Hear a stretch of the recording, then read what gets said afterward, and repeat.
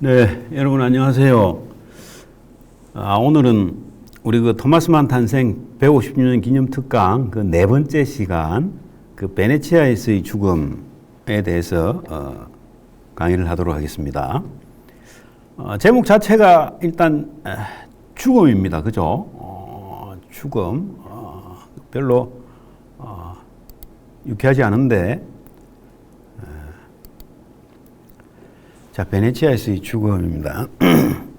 내가 PPT 작성하면서 밝지 않은 PPT로 이렇게 했죠. 자, 베네치아에서의 죽음입니다. 베네치아, 이태리 있는 베네치아인데, 자, 요 그림은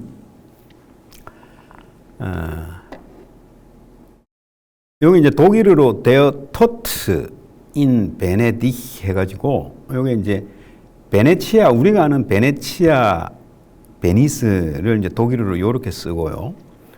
베네치아의 죽음인데, 요거는 1980년대 이제 피셔 출판사에서 나왔고, 물론 이 책은 여러 출판사에서 굉장히 많이 나왔어요. 굉장히 많이 나왔는데,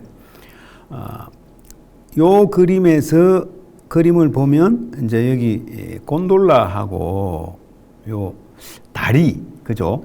리알토 다리라고 베네치아에서 유명한데 그거를 이제 했고, 어떤 거는 그냥 이 주인공이 저쪽 뭐 섬을 바라보는 그런 이제 광경도 있고 여러 이제 판본이 이제 있습니다.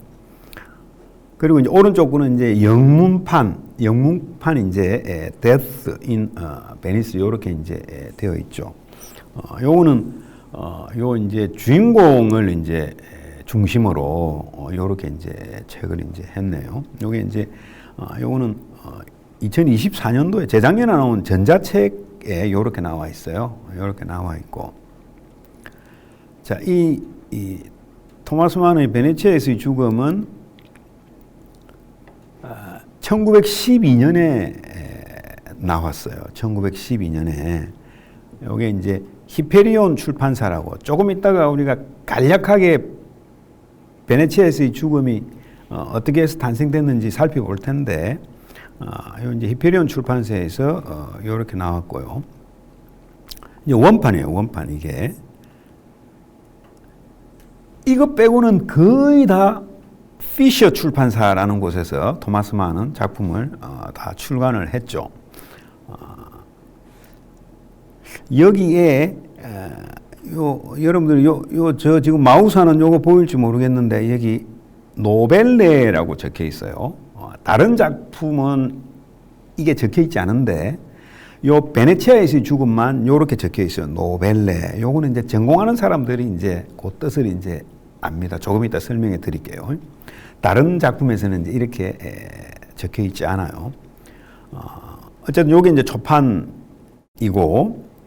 요거는 이제 그 다음 해에 피셔 출판사에서 이제 또 요게 잘 팔렸으니까 또 이제 피셔 출판사에서도 요렇게 이제 또 출간을 하죠.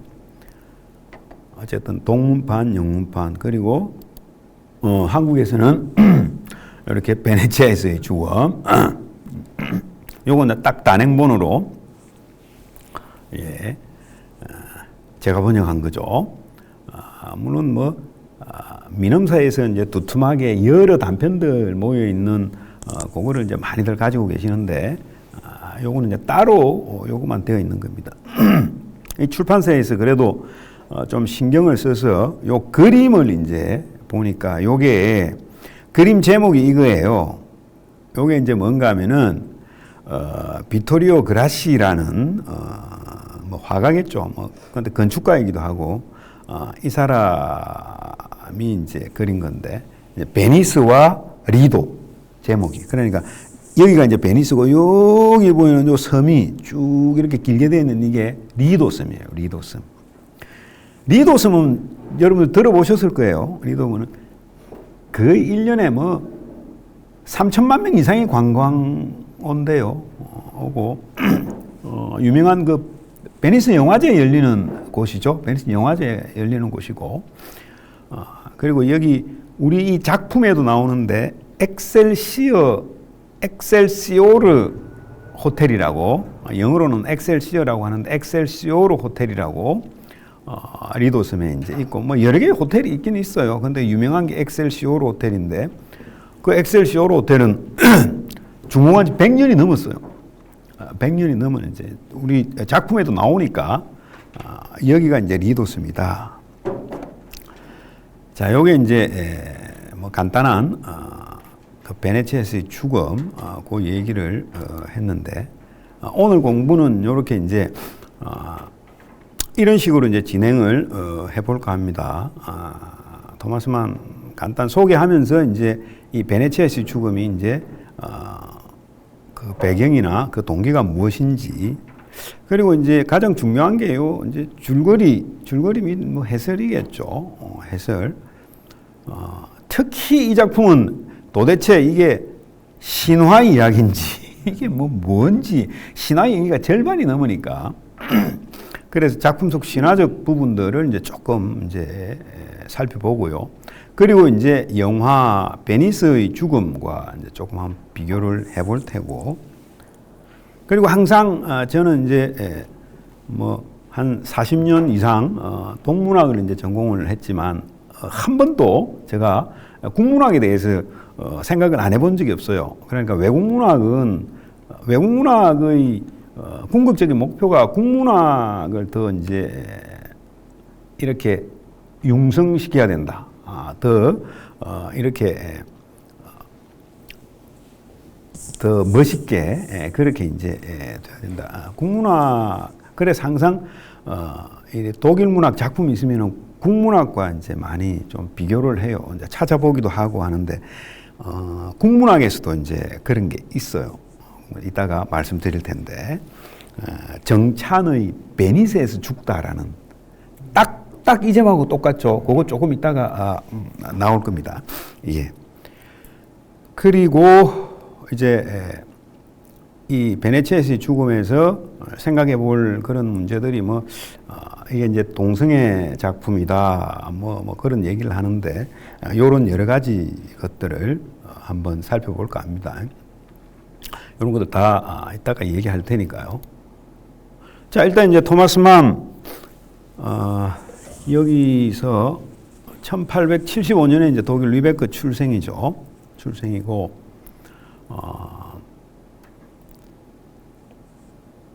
25살, 6살 때 이제 지난 시간에 공부했던 부덴브로크의 사람들이 있고, 그리고 지난 시간에 우리가 토니오 크레가를 이제 공부를 했습니다.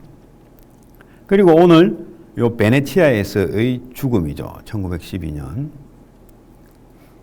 그리고 1924년에 그 유명한 마의 산, 여러분 다음 시간에 공부할 거예요.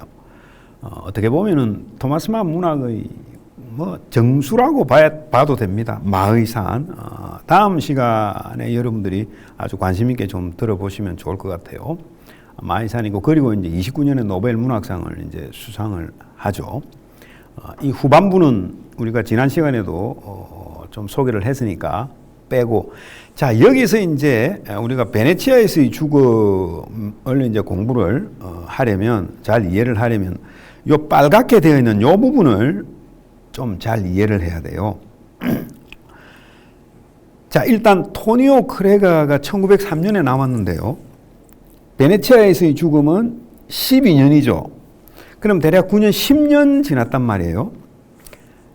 자, 부덴브로크가 이 사람들에서 일약 스타덤에 올랐어요. 그런데 그 다음에 토니오 크레가에서 또 빵 떴어요. 2년차 징크스도 없는 거예요. 토마스 만은 막.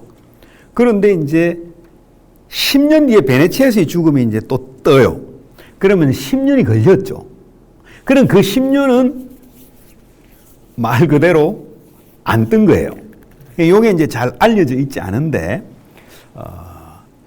그래서 요 사이에 이제 뭐가 있었냐 하면은, 1909년에 대공전화라는 잘 알려져 있지 않은, 지금 이거 아직까지 국내에도 번역본이 없어요.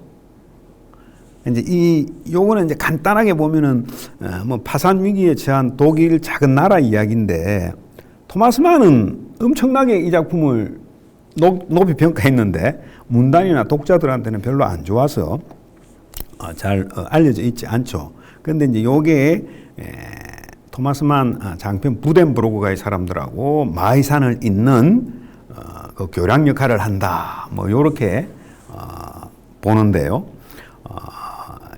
이 대공전화 요것도 아무튼 번역이 되어야 됩니다. 그래서 요 빨간 거 요 부분을 조금 자세히 보면, 자, 1903년에 토니오 크레가가 나와서 이제 또 대단한 성공을 거뒀죠. 12년에 이제 베네치아에서의 죽음, 이것도 이제 성공을 거두는데 그 사이에 요 이제 대공전화가 있다고 했죠.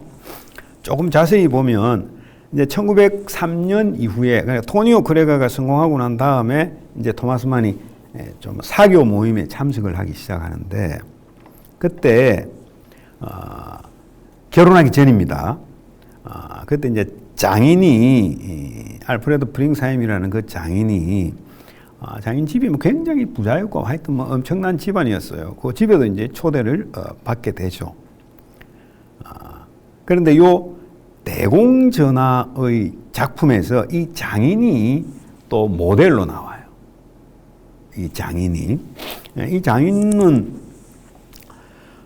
그러니까 토마스 만 그 부인 카차 만의 이제 아버지인데, 이 사람은 뭐 바그너하고도 친교를 맺고 있었어요. 이 사람. 그러니까 뭐 바그너 친구다 하기는 좀 그런데 바그너하고도 이제 친교를 맺고 있었고, 그리고 이 장인 집은 뮌헨에서 전화나 또는 전기를 사용한 몇 안 되는 집안 중에 하나였던 거예요. 그러니까 토마스 만이 굉장한데 이제 사실은 집안과 이제 결혼하긴 했죠. 뭐 토마스 만도 뭐 대단한 작품을 쓰긴 썼으니까. 그리고 1910년에 베네치아에서의 죽음이 나오기 전 한 1, 2년 전에 이제 토마스 만이 좋아했던 여동생이 이제 또 자살을 하고요. 그래서 이제 1911년 5월에 토마스 만이 여행을 갑니다. 자, 이 여행의, 그러니까 토니오 크레가 나오고 여행을 가는 요 한 8, 9년 동안 토마스 만 자체도 좀 우울했죠. 작품이 좀 히트도 안 치고 막 이러니까 뭘 쓰지 막 고민을 많이 하다가 이때 구상을 아주 후기 작품에 나오는 예를 들어 사기꾼 펠릭스 크루리 고백이나 막 이런 것들도 생각하고 막 했어요. 어쨌든 그랬는데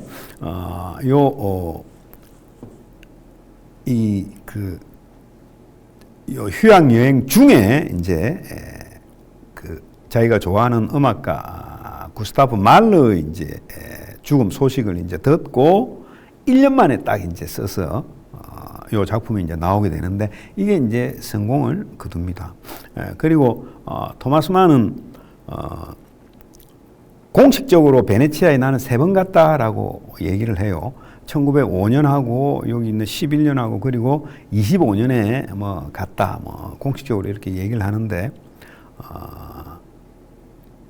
자, 그래서 베네치아에서의 죽음이 나오게 된, 일단 외향적으로 좀 이제 제목 자체가 죽음이고 그 사이 한 8, 9년 동안 토마스 만도 많이 좀 스트레스가 쌓였고 뭐 그런 게 있겠죠.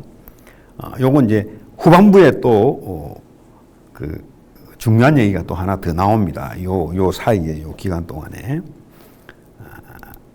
자, 그래서 이 베네치아에서의 죽음의 집필 배경을 이제 보면 토마스 만 초기 작품 중 가장 긴 단편 소설이다. 1915월 토마스 만은 아드리아해의 어느 섬에서 휴양 중인데 존경해 오던 구스타프 말러의 죽음 소식을 듣는다. 말러는 뭐 오스트리아 작곡가 지휘자죠. 빈 궁정 오페라 지휘자 오랫동안 하다가 말년에는 이제 뉴욕 필하모니도 지휘자 했대요. 말러. 그래서 베네치아로 하던 여행을 이제 계속하면서 이 체험으로 이제 작품을 집필을 한다. 1년 만에 완성했고 아까 봤던 피셔 출판사가 아닌 히페리온 출판사에서 출간한다. 자, 요 배경 전에 제가 조금 전에 이야기했던 한 8, 9년간의 토마스 만의 어떻게 보면 약간의 시련기 그런 것도 사실은 좀 포함을 시켜줘야 한다. 네. 그래서 이제 작품 동기는 이 토마스 만이 이제 자서전에서 이렇게 썼어요. 이 소설의 의도는 나의 다른 시도들과 비교해서 그리 까다로운 편이 아니었다. 그러니까 그 구스타프 말러 그 소식을 듣고 뭐 1년 만에 우다닥 쓴 거니까. 그래서 나는 그것을 급히 끝내버릴 즉흥 작품이나 사기꾼 소설 작업 속에 끼워 넣을 삽입물로, 그리고 소재와 규모로 보아 대략 심플리치시무스, 요건 잡지죠. 여기에 적합해 보이는 이야기로 생각했다. 이 정도로 좀 간단하게 생각을 했던 거예요. 여기서 사기꾼 소설 작업이라는 게 조금 전에 이야기한 토마스 만의 최후 작품이자 미완성 작품, 사기꾼 펠릭스 크룰의 고백. 토마스 만 작품 중에서 최고로 재밌는 작품이에요.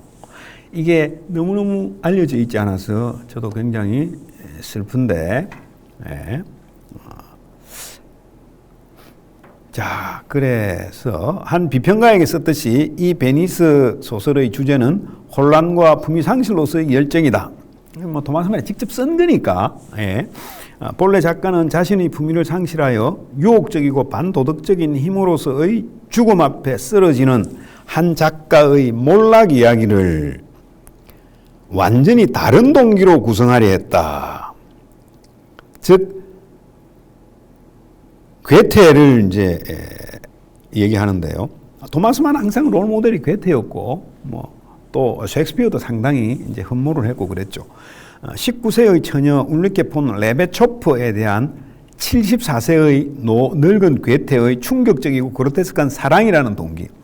그런데 이제 이 괴테는 여기서도 괴테 뭐 특강 같은 것도 많이 있는데, 괴테는 아무튼 뭐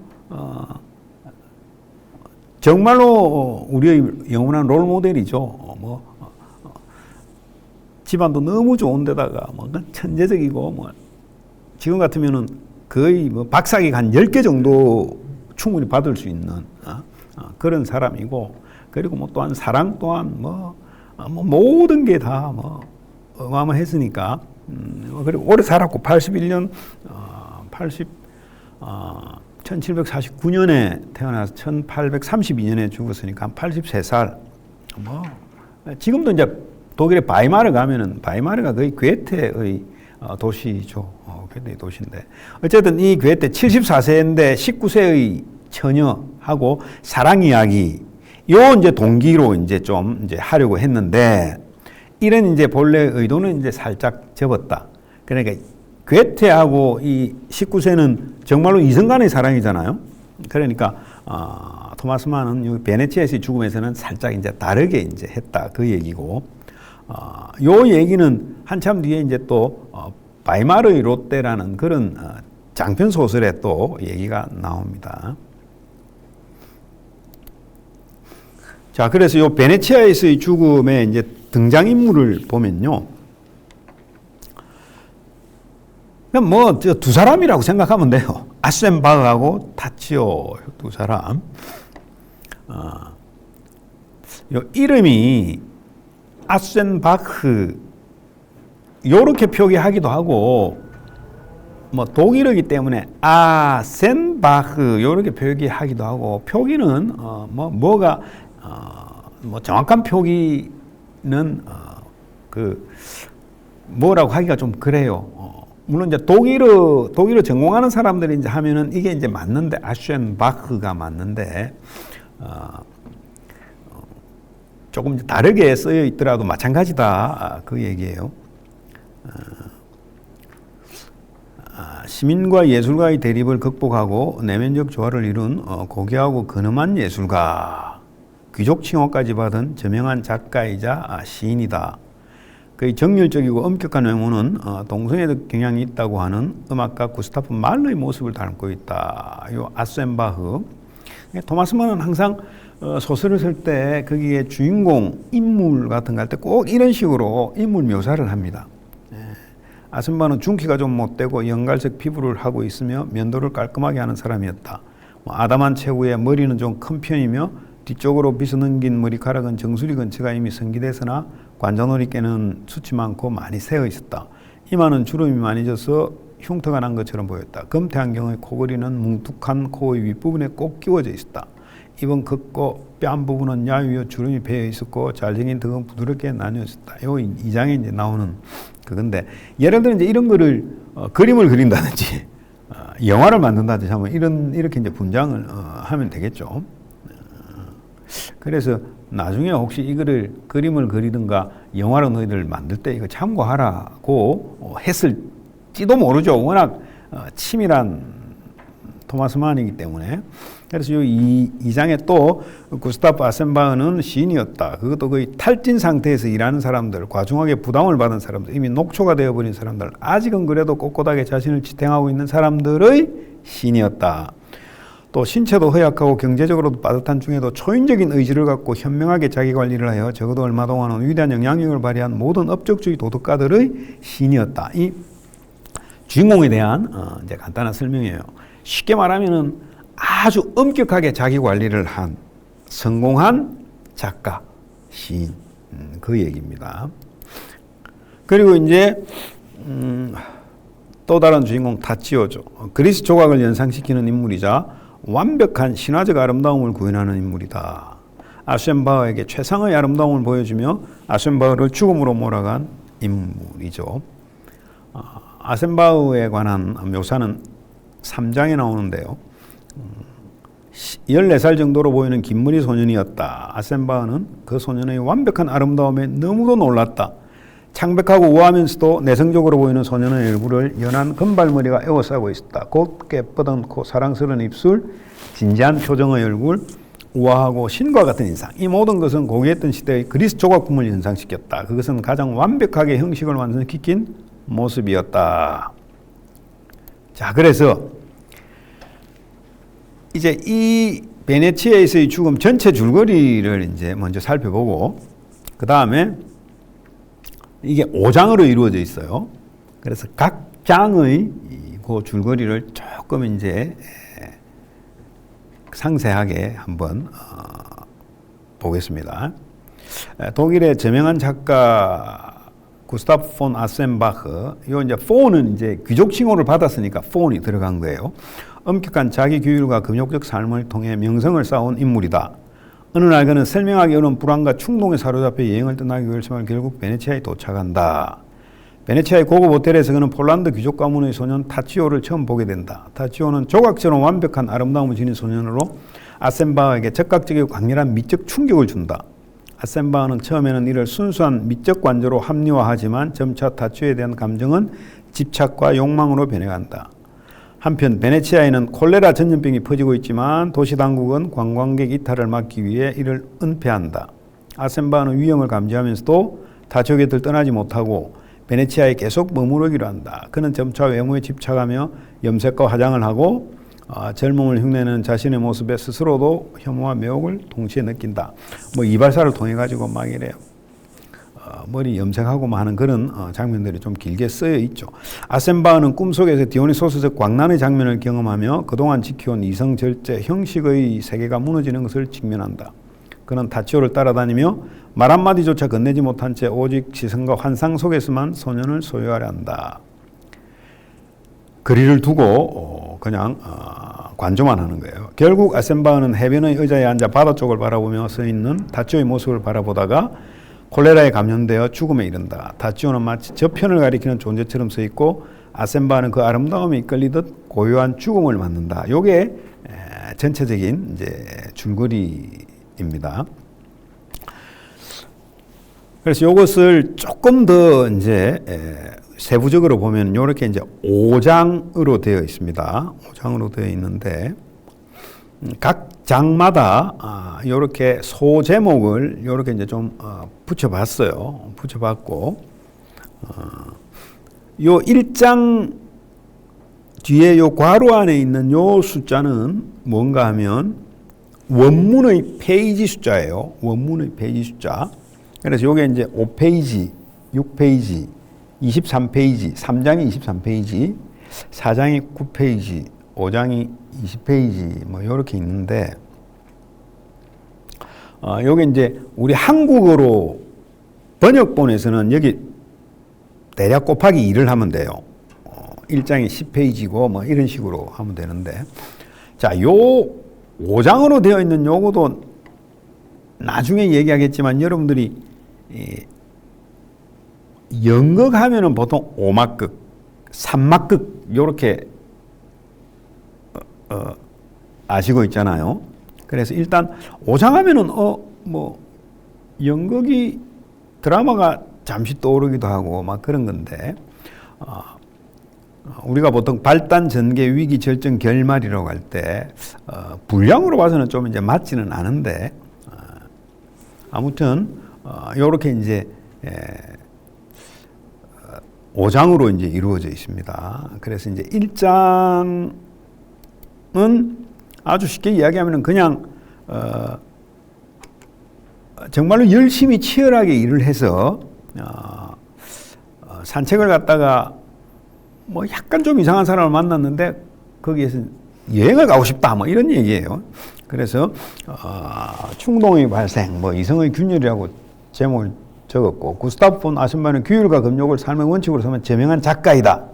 어느 날 뮌헨의 묘지 근처에서 낯선 이방인의 모습을 본 뒤 뭐라 말할 수 없는 방랑의 충동에 사로잡힌다. 이 충동은 단순한 휴식 욕구가 아니라 오랫동안 억압되어 온 내적 불안과 욕망의 징후이다. 그는 자신의 삶이 지나치게 경직되어 있음을 자각하면서도 그 원인을 명확히 인식하지는 못한다. 그래서 여행의 결심은 이성적 삶에 생긴 첫 균열이고 이후의 파국을 예고하는 출발점이 된다. 그 다음 2장에서는 이렇게 아셈바라는 인물에 관해서 쭉 이렇게 옛날에는 어땠고 뭐고 설명을 하고 있는 장면이에요. 아셈바라는 인물의 전기적 성격적 초상을 제시하는 장이다. 아버지는 고위 법관이었고 어머니는 보헤미안적 기질을 지닌 악장의 딸이었다. 여기도 역시 이제 또 토마스만 초기 작품 뭐 특징인 그런 게 이제 나타나죠. 예술가 기질의 아셈바는 고등학교 시절에 벌써 명성을 얻었다. 그는 약하지만 그의 소설의 주인공들이 행하듯이 자신이 발전할 수 있다고 묘사된다. 요거는 아셈바가 우리 이 책을 읽으면 알겠지만 뭐 프리드리 대왕이라든지 뭐 가련한 사람, 비참한 사람 이런 이 작품 내에서 이런 이제 작품을 써요. 그죠? 그거 얘기하는 거고. 그래서 50세 때 작가로서 이제 귀족을 칭호를 받는다. 그래서 폰이라는 얘기가 들어갔고. 그는 시민적 도덕과 국가적 책임을 짊어진 예술가로서 창작을 의무와 노동으로 수행해왔다.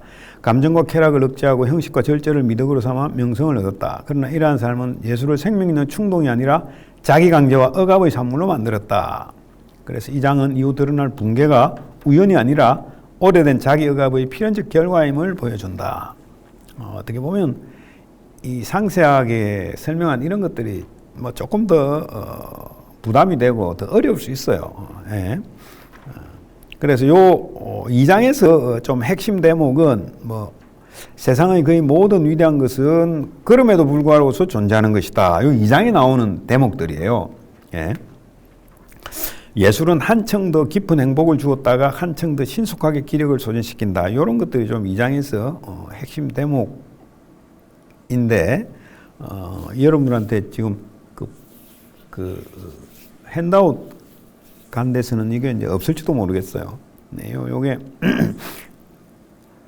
그 프린트 장수를 좀 맞추려고 하다 보니까 어쨌든 요런 이제 핵심 대목이 이제 있다. 그 다음에 3장에서는 이제 드디어 타치오를 이제 보게 되죠. 아셈바는 여행을 시작하게 됩니다. 이곳으로의 여행은 아셈바가 경이로운 새로운 도피를 갈망하는 것과 어울리지 않아서 베네치아로 이제 향하게 된다. 3장에서는 베네치아로 도착하기까지 우여곡절을 이제 좀 겪고 어떻게 보면은 지금도 우리가 베네치아 이태리에 이제 베네치아 가면은 바가지를 많이 쓴단 말이죠.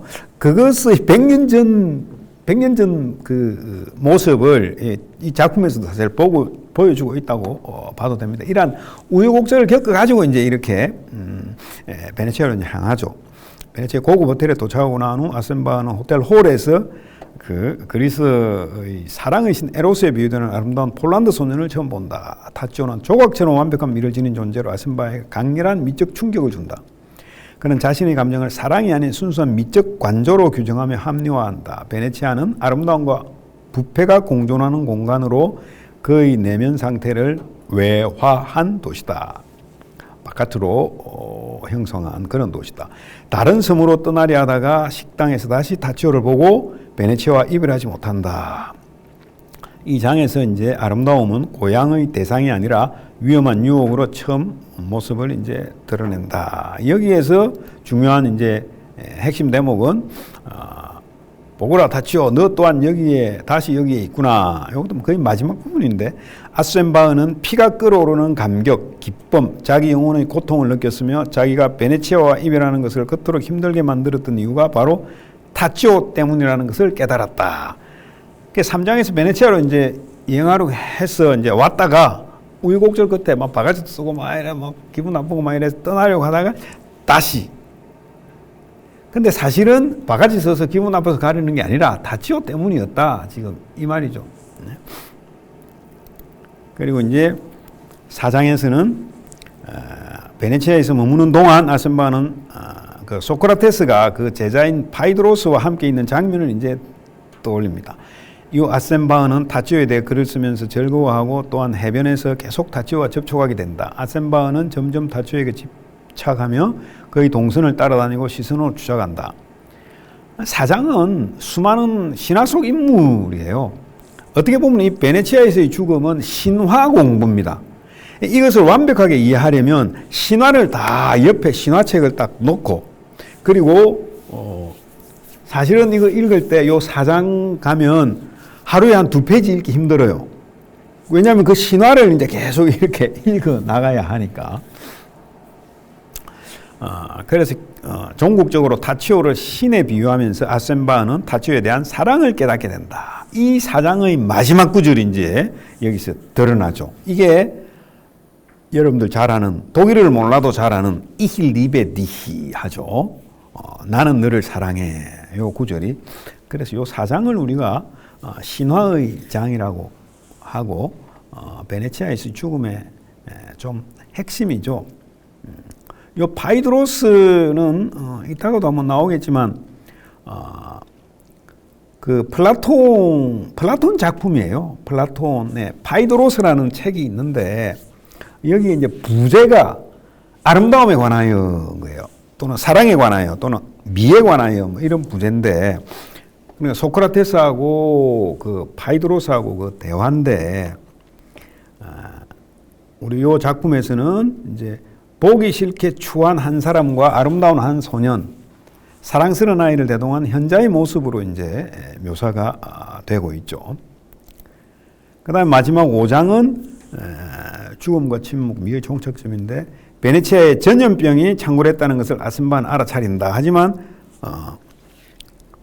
타치오의 환상으로 인해 베네치아를 떠나지 않겠다 결심한다. 그를 사로잡은 사랑의 신 에로스를 찬미한다. 그는 점차 외모에 집착하며 이발사를 통해 염색과 화장을 하고 젊은 흉내는 자신의 모습에 스스로도 혐오와 매혹을 동시에 느낀다.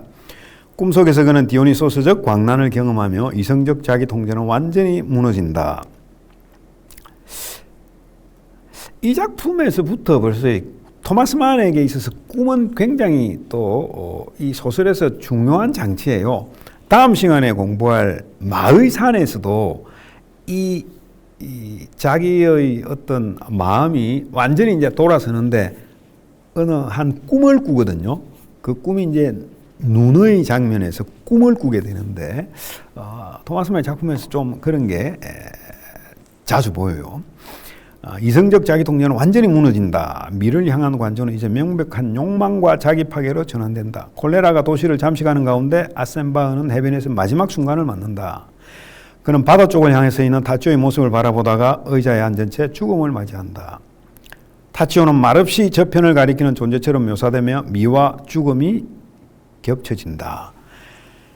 타치오의 그 아름다운 모습, 그 미, 근데 그 절정, 그 순간이 바로 자기의 죽음이죠. 그러니까 미와 죽음이 겹쳐진다. 이 죽음은 구원이 아니라 미를 절대화한 예술가의 침묵 속 파멸이다. 그래서 요 상세 1장부터 5장까지 봤는데 요 줄거리에 대해서 조금은 이제 해설을 이제 좀 제가 붙여보겠습니다. 그러니까 여기 사랑하고 죽음, 죽음 이게 프로이트의 원래 그 두 개의 충동이 이제 있다고 하죠. 두 개의 본능. 그게 이제 에로스하고 타나토스 그 두 개인데 그러니까 이 에로스는 그러니까 삶의 충동 또는 삶의 본능이라고 할 수 있는데 요거는 자기 보존 본능하고 성적 본능이 있는데 거기에 이제 성적 본능에 해당되죠. 또 다른 하나가 이제 죽음의 충동, 죽음의 본능인데 요 프로이트의 그 사랑과 죽음 그 충동을 생각나게 해주는 그런 이제 대목인 거죠. 자, 그래서 전체 줄거리하고 이제 요 전체 줄거리에다가 이제 줄거리를 한 번 더 우리가 복습하면서 해설을 군데군데 이어넣는데 한번 보세요. 소설의 이야기는 이제 피로에 지친 작가 아셴바흐가 우연히 뮌헨의 공동묘지에 낯설고 귀한 남자를 만나는 데서 시작되는데 아셴바흐는 그 낯선 남자의 모습을 보고 불현듯 뮌헨을 떠나 어디론가 여행을 하고 싶은 뭐라고 설명하기 힘든 욕구와 열정을 느낀다. 하지만 다른 한편으로는 이성이 그것을 제어한다. 그럼에도 결국 그는 자신이 과로했다고 생각하고 남쪽으로 떠나겠다고 결심한다. 그가 베니스로 가는 도중에 만나는 지극히 괴상한 인물들은 이런 인물들이죠. 수다스런 선원, 베니스로 가는 배 안에서 만난 젊게 화장한 노인, 아셴바흐를 이도로 태워가는 곤돌을 뺏어 여기에서 젊게 화장한 노인을 만나는데 결론 부분에서는 자기가 젊게 보이려고 이제 화장도 하고 막 이런다는 거죠. 그리고 아셴바흐가 묵는 호텔 정원에서 공연한 떠돌이 가수 그리고 병든 타치오 뭐 이런 모든 게 죽음의 사자 헤르메스나 죽음의 동반자를 상기시켜 줍니다. 타락의 씨앗은 베니스에서 그를 사랑의 묘옥으로 사로잡는 그리스 조각 연성의 아름다운 폴란드계 소년의 형상에 잠복해 있다. 그 이름은 타치오이며 가족들과 함께 요양 겸 여행을 왔었다. 조각처럼 아름다운 소년 타치오를 쫓는 아셴바흐는 사실상 죽음을 뒤쫓고 있는 것이다. 아셴바흐는 타치오에게서 신적인 아름다움을 보고 경탄하지만 반면에 그에게서 죽음의 그림자도 함께 보고 있다. 아셴바흐는 해변가에서 노는 타치오를 보며 또 타치오를 뒤쫓기도 하며 아름다움에 대한 글을 쓰는데 언어가 가져다주는 쾌감마저 느끼는 경지에 이르게 된다. 여기에 그 유명한 이제 어린 바이드로서요 하는 이제 그 대목, 요게 이제 두 번에 걸쳐서 4장 5장에 두 번에 걸쳐서 마치 그 라이트 모티브처럼 라이트 모티브죠. 그렇게 제시가 되고 있죠. 주인공 아셴바흐는 그저 타치오를 바라다 보며 타치오가 베니스를 떠나면 어쩌나 전전긍긍하며 폴란드의 부모가 그를 데리고 가버린다면 아셴바흐는 죽을 것 같은 지경에 이르게 된다.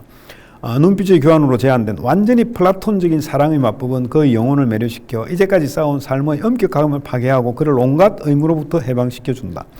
수십 년간 강철처럼 다져온 엄격한 원칙이 풀어지고 욕정이 강해지고 결국은 콜레라로 위협받는 베니스에서 떠나라고 권고하는 이성조차 마비되어 버린다. 해변가에서 발끝으로 젖은 모래에다가 그림을 그리고 있는 타치오를 멀리서 바라보며 아셴바흐는 죽음을 맞이하게 되는 것으로 작품은 끝나고 있습니다. 물론 아셴바흐가 심장마비로 죽는지 아니면 전염병의 희생자가 되는지는 단정 짓기 어렵습니다. 더구나 예술가가 품위를 상실해버린 것의 보복으로 나타나는 불가피한 재앙과 직면하여 그런 물음에 답하는 것은 아무런 의미가 없습니다. 이러한 이유를 작가는 몇 년 뒤 어느 여성 독자에게 답하는 편지 속에서 다음과 같이 다시 거론을 했습니다. 이렇게 토마스 만은 자기가 작품을 쓰고 뒤에 나오는 장편술도 다 마찬가지인데 이것에 대한 뭐 주제라든지 이것을 자기가 얘기를 해요. 굉장히 자기 작품에 대한 자부심이 막 대단하고 막 그런 것 같아요. 물론 이 이야기는 주로 죽음의 이야기, 그것도 소멸의 환희를 서술하는 유혹적이고 반도덕적인 힘으로서의 죽음의 이야기임에 틀림없다.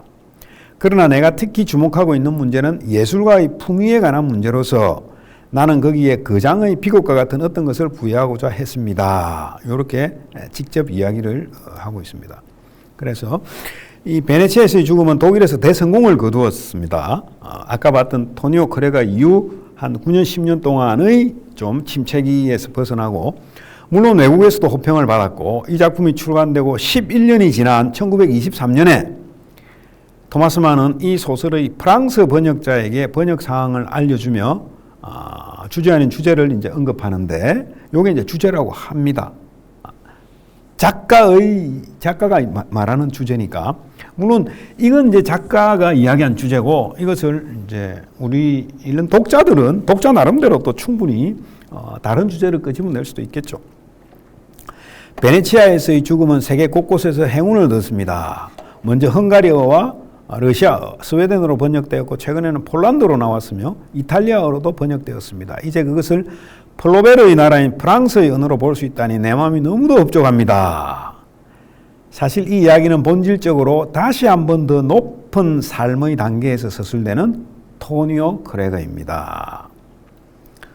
토니오 크레거가 신선함과 청춘의 감흥을 더 많이 표출한다면 베네치아에서의 죽음은 의심할 여지 없이 한층 더 성숙한 예술작품인 동시에 구성 또한 보다 면밀합니다.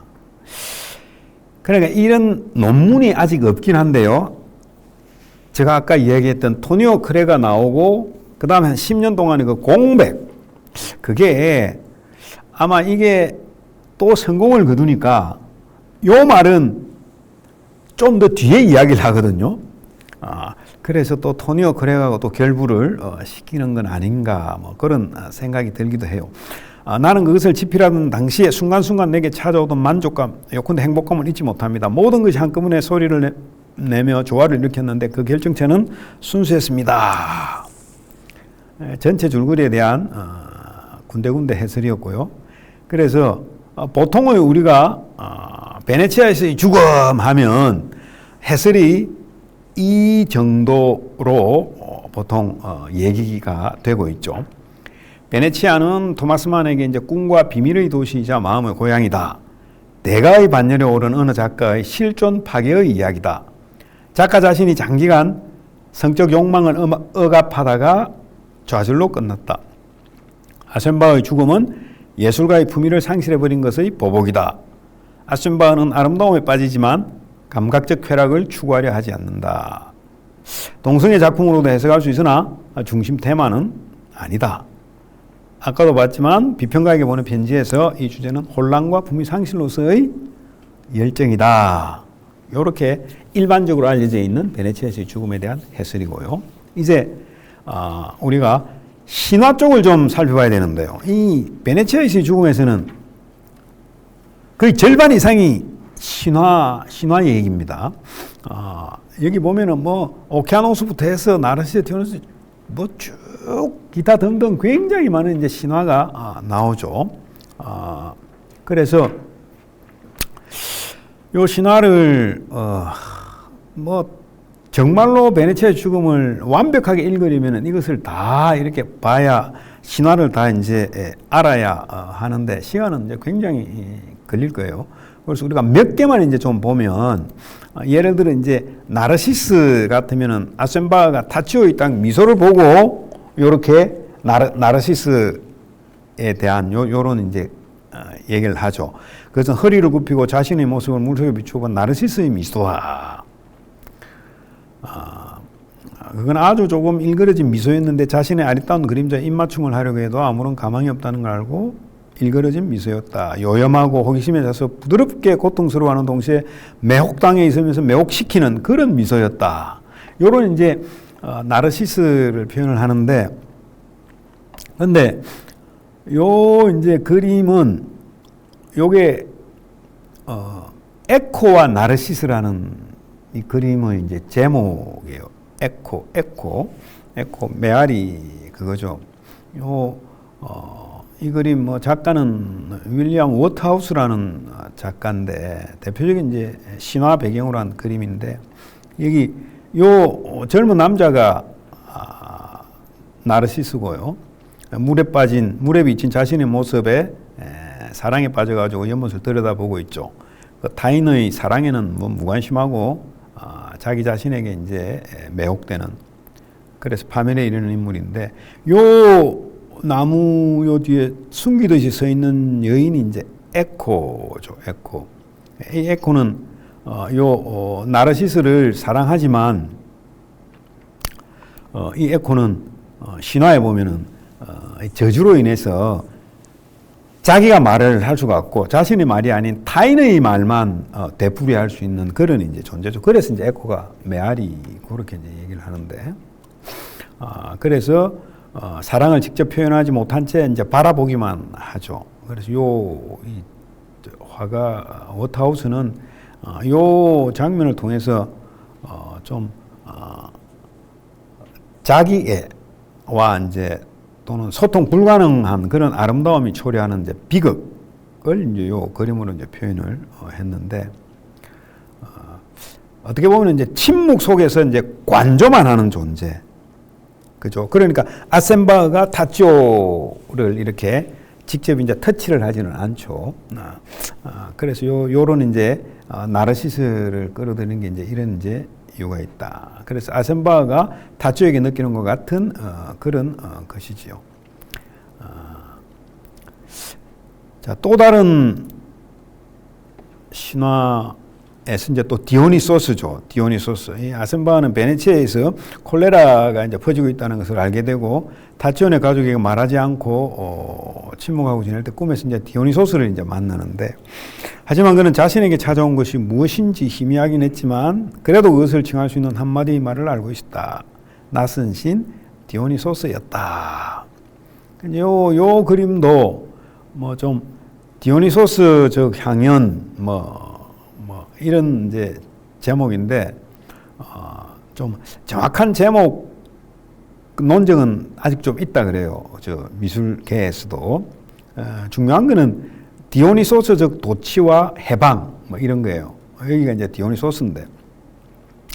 근데 이제 이게 뭐 얼핏 보면은 타락의 장면 같지만 타락이 아니라 문명 이전의 그 생명력에 대한 찬가다. 그렇게 이제 얘기를 하죠. 그래서 이제 토마스 만이 베네치아에서의 죽음에서 이제 이 디오니소스 얘기를 한 거는, 이 디오니소스적 세계는 이 도취와 해방을 맛봐야 하는데 작가가 너무 엄격하게 자기 자신을 억압을 했던 거죠. 그런데 작가일 뿐만 아니라 일반 사람들도 도취와 해방을 맛봐야 하죠. 더 쉽게 말하면은, 예를 들어 우리가 이성과 감성이 있다 그러면은 이성으로만 우리가 늘 살 수는 없죠. 감성, 자기가 열심히 일을 했으면은 한 번쯤은 이렇게 풀어줘야 하는, 그런 이제 도취와 해방을 맛봐야 하는데 그러지를 못했죠. 그래서 아센바흐가 끝내 무너지는 이유는 이러한 세계를 받아들이는 법을 배우지 못했기 때문이다. 그렇게 이제 우리가 볼 수가 있습니다.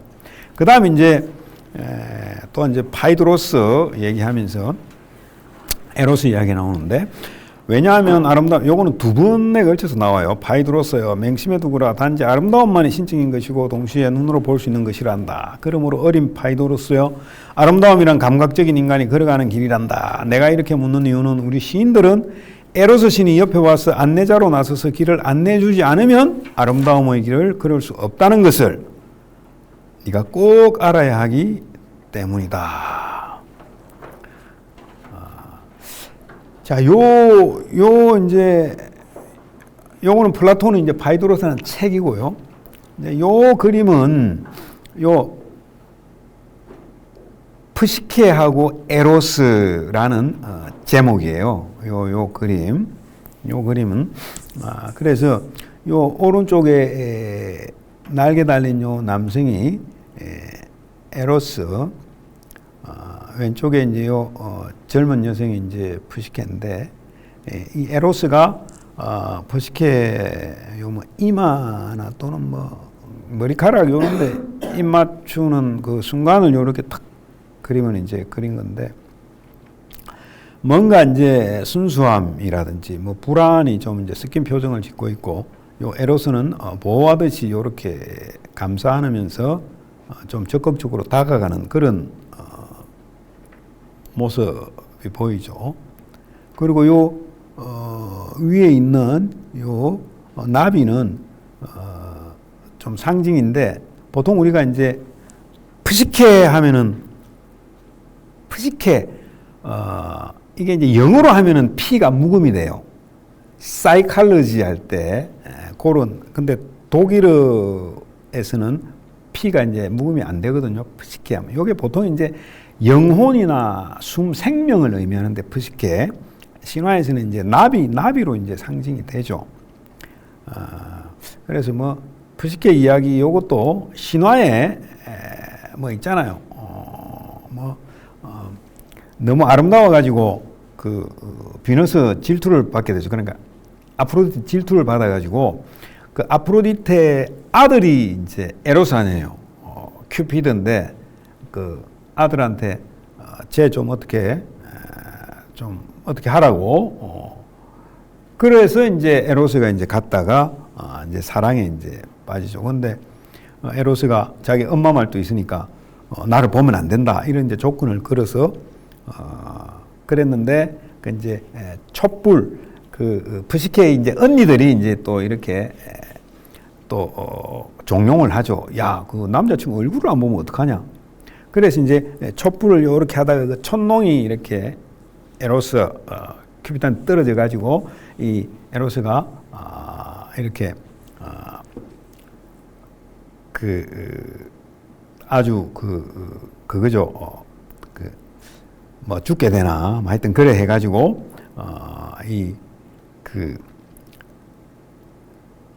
아주 이제 요 푸시케는 이제 시련을 이제 겪게 되죠. 그래가지고 이제 아프로디테가 저게 우리 아들을 저렇게 만들다니 해가지고 이제 벌을 이제 시련을 내는데, 요거 이제 다 이제 겪어내니까 이제 신들의 신 그 제우스로부터 이제 불멸성을 이제 받아가지고 에로스하고 이제 결합하게 되죠. 하여튼 이런 신화의 내용을 알아야 요 내용들을 더 잘 이해를 할 수 있으니까요. 그래서 결론적으로 이 베네치에스의 죽음에서 나오는 이 신화적 요소들은 단순한 장식이 아니죠. 단순한 장식이 아니고 조금 이제 어려운 얘기로 하면은 근대적 이성 주체가 어떻게 붕괴하는가를 이제 보여주는 그런 장치다, 이렇게 이제 볼 수가 있는데요. 요거를 먼저 요 그림부터 보면은, 요 그림은 뭐 비너스하고 마르스하고 큐피드라는 제목으로 알려진, 비너스, 마르스, 큐피드. 그러니까 마르스는 전쟁의 신이죠. 그러니까 전쟁의 힘이 요 사랑 앞에서 누그러진다, 뭐 이런 이제 그림인데, 그러니까 아폴론적 질서 대 이제 디오니소스적 충동, 이거는 아폴론적 인간이 디오니소스적 힘에 의해 서서히 잠식되는 과정을 신화적 상징으로 이제 형상화했다고 볼 수가 있고요. 그리고 타치오는 이제 에로스적 신화적 존재인데, 아셈바는 타치오를 뭐 에로스로 이제 바라보죠. 타치오는 사랑의 대상이 아니라 미 자체 혹은 파멸을 부르는 신적 유혹이다. 요 이제 베네치아 이 작품에서 나오는 이 신화적인 그런 이제 그 요소들이 다 이런 거를 이제 의미를 이제 내포하고 있다라는 거예요. 아까도 우리가 봤지만 이런 여러 이제 등장인물들, 이런 것들은 이제 또 헤르메스를 이제 상징한다. 헤르메스는 뭐 굉장히 그리스 신화에서 가장 많은 별칭이 있는 신이에요. 헤르메스. 그리고 이제 베네치아 역시 단순한 도시가 아니라 또 이제 신화적 공간이죠. 작품에서 나오는 길을 잃게 만드는 골목이다, 이러면 이제 신화에 나오는 라비린트라고 그 미로, 그거를 얘기하고 그 곤돌라는 사실은 이제 장례용 배, 저승으로 가는 그런 배를 이제 상징하고 막 그렇죠. 그래서 토마스 만은 이 미를 신화적 절대자로 격상시키죠. 이 미는 더 이상 인간이 소유하거나 통제할 수 있는 대상이 이제 아니다라는 거죠. 이 미 아름다움이 인간을 이제 고양시키는 동시에 파멸시키는 힘이다. 그래서 아름다운 미가 우리의 그 윤리를 대신할 때 어떤 비극이 발생할까라는 중요한 그런 질문을 던지기도 합니다. 요게 어려운 말로는 플라톤적 미학의 전도라는 이제 이런 표현을 쓰기도 하죠. 그래서 이 작품 베네치아의 죽음에서 나온 신화적 요소들의 결론적 의미는 개인의 일탈을 넘어 근대 시민적 이성, 예술과 윤리, 계몽적 주체의 붕괴를 보여주는 이 장치입니다.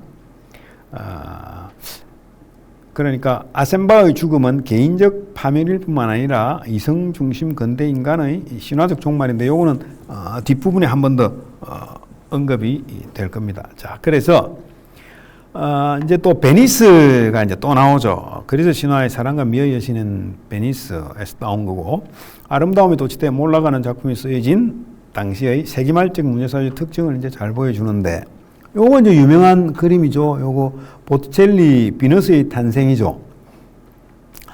근데 보티첼리 요 비너스는 이제 아폴론적 미죠. 아폴론적 아름다움.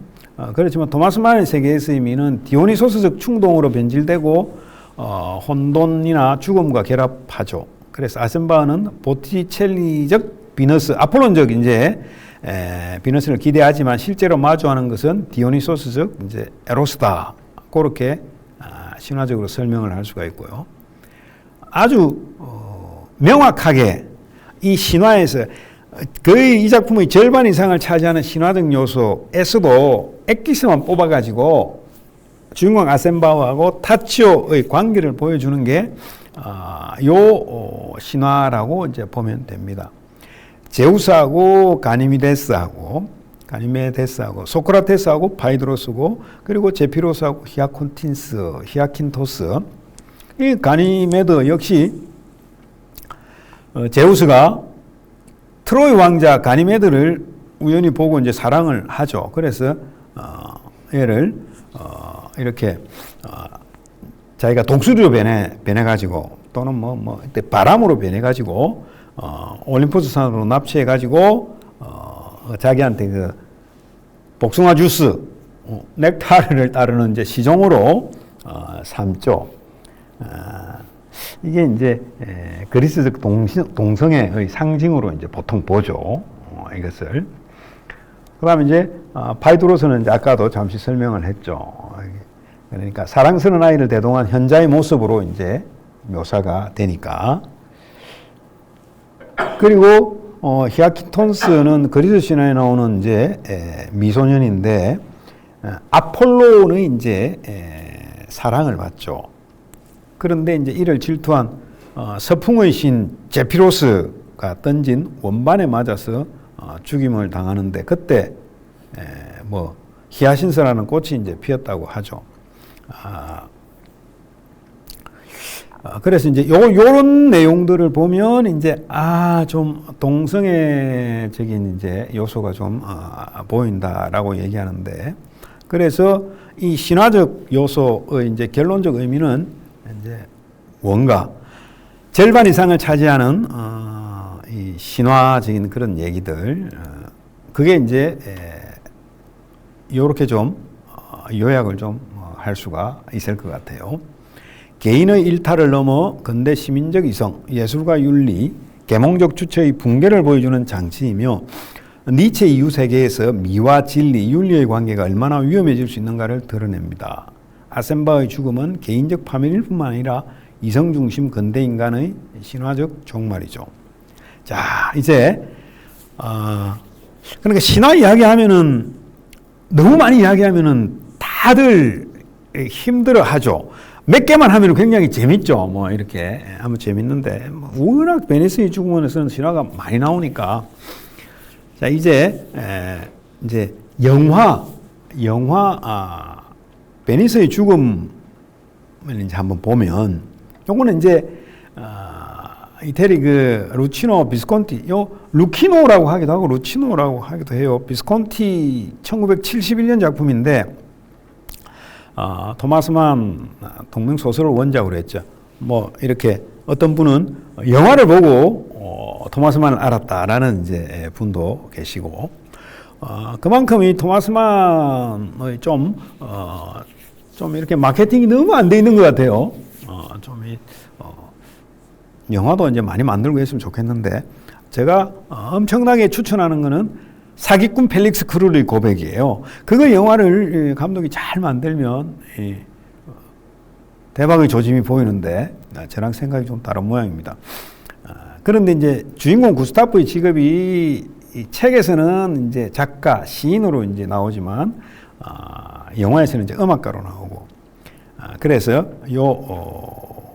영화에서는 거의 전편의 말러 교향곡 5번이 이제 지금 깔려 있습니다.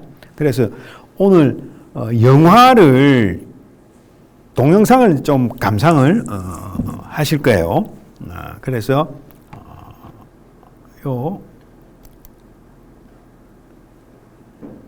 토마스만하고 루치노 비스콘티 이 두 거장이래요. 두 거장. 그리고 이 영화의 주인공이 비오른 안드레센이라고 젊은 여성분들이 굉장히 좋아하더라고요. 취소할게요. 젊은 여성분들이 아니라 모든 여성분들이 너무 이렇게 비오른 안드레센. 자, 그래서 영화 요거를 한 3분 30초 정도 되니까요.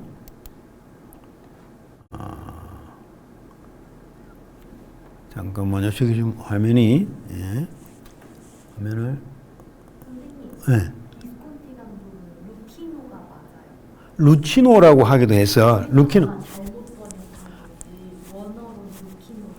그렇죠. 아까도 이야기했는데 우리 요 작품의 아센바흐가 맞아요. 근데 이제 책에 그 아센바흐도 막 있고 하니까, 그래서 정확하게는 루키노 비스콘티가 이제 맞는데, 여기저기 이제 많이 이제 썼으니까 뭐 그런 걸 좀 고쳐야 되는데, 고맙습니다. 요거를 내리고 PPT로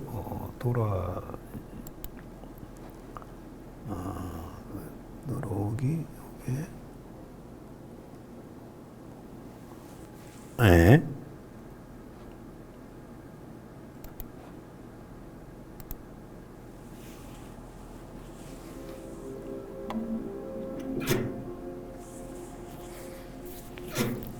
비스콘티.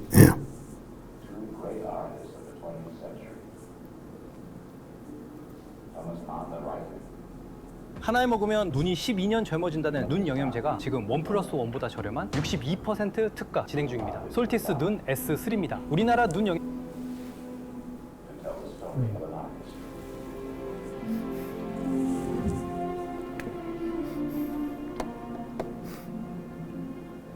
Two great artists of the 20th century. Thomas Mann.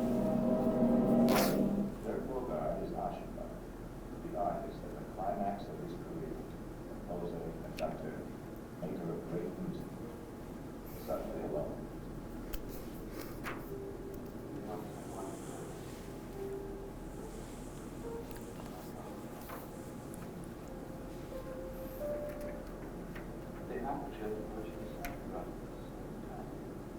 여기 불을 끄면 조금 더 잘 보일 텐데, 이 앞부분 불을 끄면.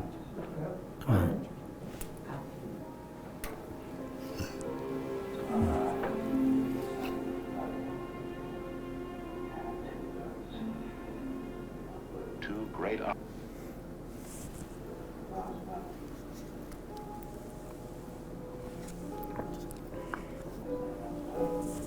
Aschenbach drives the crisis of his life.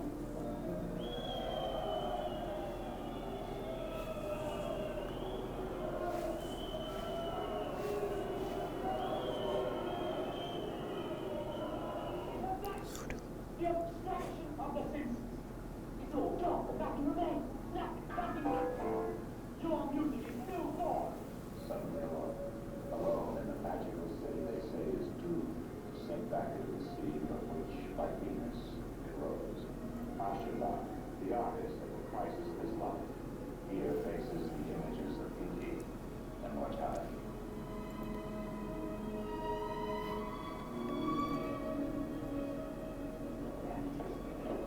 What are the disinfecting methods?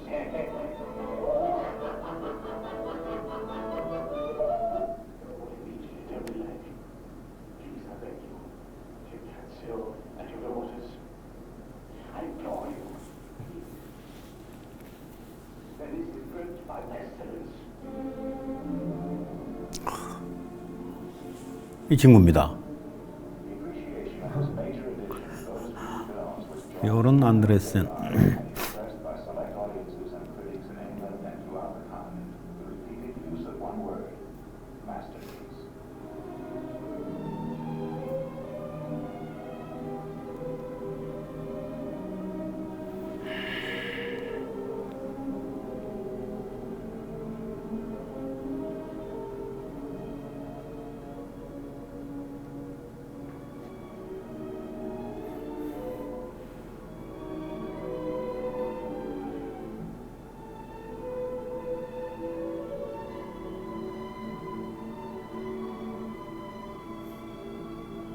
저편을 가리키죠.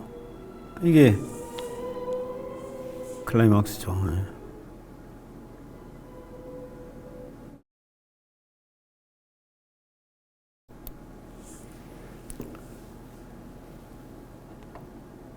자, 요거를 내리고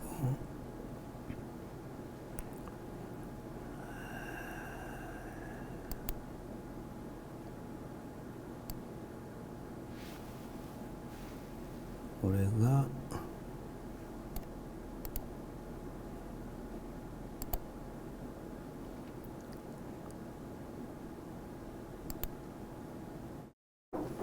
요 비오른 안드레센에 관해서 좀 얘기들이 많아가지고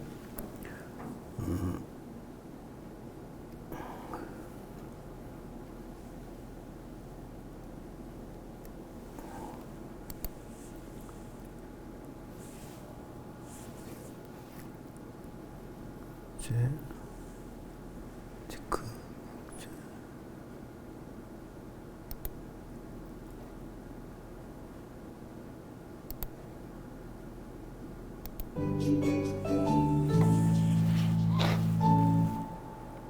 이 남자를 보고 있으면 정말 만화의 주인공이 생각이 날 정도로 예쁜 외모를 보여주고 있어요. 순정 만화를 보면 주인공들이 예쁜 기술의 이미지를 하고 있는데요. 비올은 안데르센은 현실에서의 순정 만화 주인공이 아닌가 하는 착각을 할 정도예요.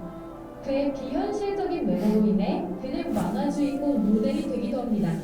만화 작가인 이케다 미요코가 그린 베르사유의 장미의 주인공 오스칼과 그의 외모가 비슷하다고 비교되기도 했으며 만화 오르페우스의 참 주인공인 유리오스의 실제 모델이 비올은 안데르센이 되기도 했어요.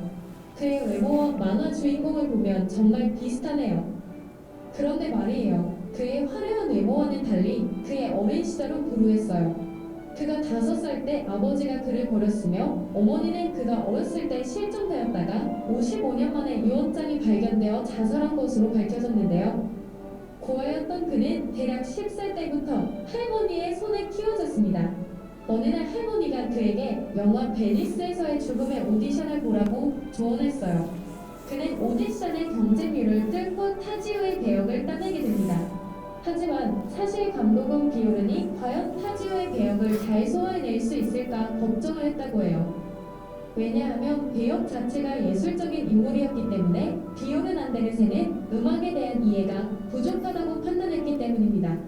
또한 극중 타지오라는 인물은 키가 아담한 미소년 이미지였기 때문에 키가 178cm에 달하는 비오른 안데르센은 감독이 생각하기에 다소 부적합하다고 판단했기 때문이에요.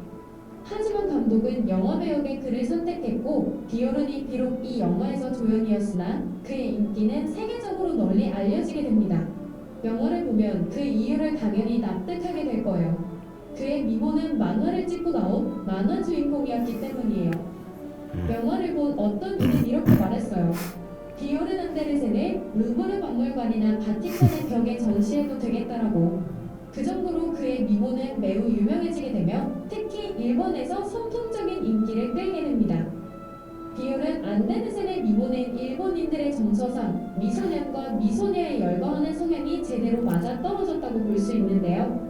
결국 만화 주인공의 모델로 선정되며 그 당시 일본 소년소녀 만화 캐릭터에 큰 영향을 끼치게 됩니다. 또한 음악에 관심이 많았던 그는 일본에서 음반도 내기도 했어요. 그러나 외모가 예쁘게 생긴 만큼 좋지 못한 경험도 하게 됩니다. 비오른 안데르센이 인기가 절정일 때 나이가 16살이었어요. 이때 감독이 그를 데리고 개인 클럽에 갔습니다. 클럽 안에 많은 남자들이 비오른 안데르센을 고양이가 생선을 보는 시선으로 그를 바라보았습니다. 비오른 안데르센은 매우 무섭고 불쾌한 감정이 들었으나 그 당시 나이가 어려워도 내지 못하고 가만히 있을 수밖에 없었다고 하는데요. 연기고 보고 아무것도 생각이 들지 않았으며 빨리 여기를 벗어났으면 좋겠다고 말할 정도였어요. 감독이 도대체 무슨 생각을 가지고 그런 행동을 했는지 글을 쓰고 있는 나 역시 화가 날 정도네요. 비오른 안데르센은 이처럼 좋지 못한 경험과 자신의 외모에 관심을 갖는 많은 사람들을 보며 자신의 미소년의 이미지를 저주라고 말할 정도로 싫어했어요. 동물은 우리에 갇힌 동물과 같은 기분이었다고 말할 정도로 타인의 관심과 시선의 거부감을 느꼈습니다. 설상가상으로 베니스에서의 죽음에서 타지오의 미소년 역할로 인해 본인의 정체성에 혼란이 오게 되며 실생활에서 괴로움을 겪게 되는데요. 그리고 게이라는 루머가 퍼지게 되면서 엄청난 스트레스를 받게 됩니다. 이러한 일들을 겪게 되면서 그는 평범한 생활을 위한 노력이 시작됩니다. 비오른 안데르센은 베니스에서의 죽음 이후로 어떤 영화에도 등장하지 않았으며 그가 좋아하는 음악을 하면서 생활하게 되는데요. 1983년에 그가 사랑하는 사람, 일반인과 결혼하게 되며 가정을 꾸리고 평범하게 살아갑니다. 음악 교사로서의 삶을 살기도 하고 현재는 뮤지션으로서 남은 여생을 즐기고 있는 중인데요. 현재의 모습은 예전의 미소년의 이미지가 사라졌지만 중후한 노년의 이미지가 남아있어요. 꼭 반지의 제왕 간달프나 사르만을 떠올리게 하는 모습입니다. 앞으로도 본인이 하고 싶은 일을 하면서 남은 삶을 살아갔으면 하는 마음이군요. 지금까지 세상의 모든 이야기 튜브로리였습니다. 일단 이 유튜브를 올린 사람한테 감사를 드리고요. 근데 얼마 전에 죽었어요. 얼마 전에. 이게 그 전 버전이죠.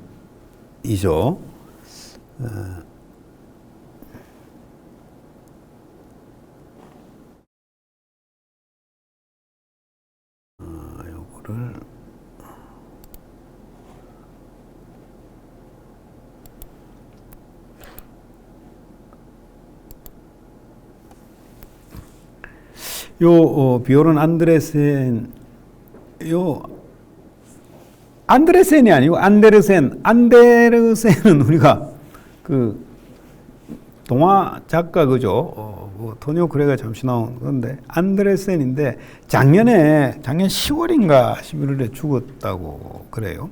그래서 거의 그 삶이 이제 최근 다시 조명되고 워낙 이제 조금 전에 우리 동영상에서 아주 좀 핵심적으로 봤죠. 그래서 이제 미화 폭력, 예술과 착취 문제 뭐 이런 거 그리고 예술이 이제 개인에게 가하는 윤리적 책임이라는 문제 뭐 이런 거 다큐멘터리에서 많이 이제 이렇게 그거를 보여주더라고. 그래서 뭐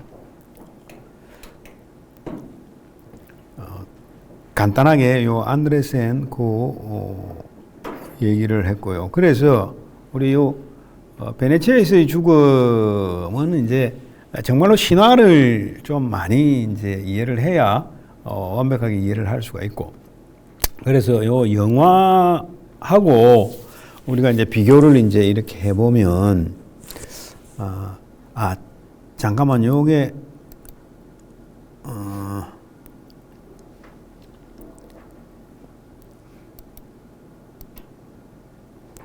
해보면 소설에서는 이제 죽음이 상승을 의미한다 그러면은 영화에서는 이제 침몰을 의미한다.